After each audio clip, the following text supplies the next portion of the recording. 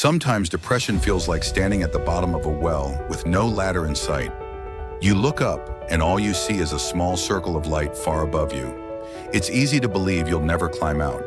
But what if I told you there are ways to rise one step at a time, not by rushing, but by choosing moments of courage, clarity, and care? The first way to conquer depression is to acknowledge it without shame. Too often, we bury our pain because we fear being judged, or we believe we should be strong enough to handle it alone. But depression doesn't make you weak, it makes you human.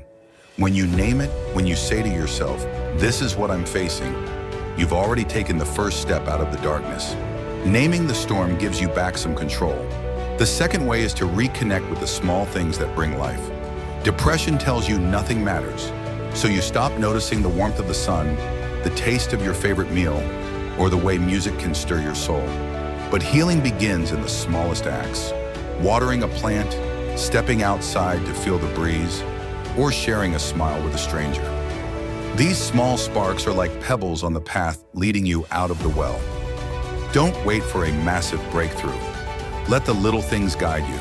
The third way is to create movement, even when you don't feel like it. Depression thrives in stillness, whispering for you to stay in bed, to avoid the world. But when you move, whether it's walking, stretching, or dancing to one song in your room, you remind your body and mind that life still flows. Movement doesn't erase pain, but it softens its grip. Remember, every step, no matter how small, is progress. The fourth way is to speak your truth to someone you trust. Depression is heavy because it convinces you to carry the weight in silence. But when you share, even a fraction of what you feel, you release part of that burden.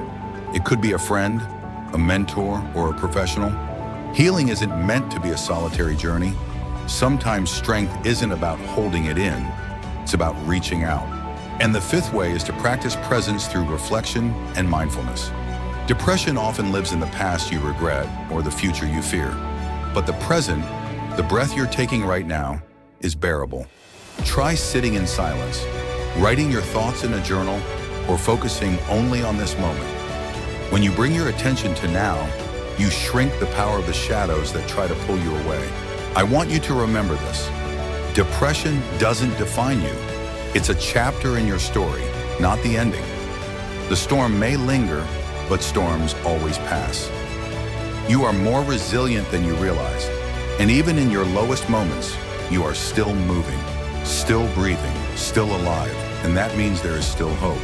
So tonight, ask yourself, which of these 5 steps can I take today? Not tomorrow, not someday, today. Because healing begins in the present, one choice at a time. And as always, I'll be here, your inner voice, reminding you that no matter how heavy it feels, you were never meant to walk this path alone.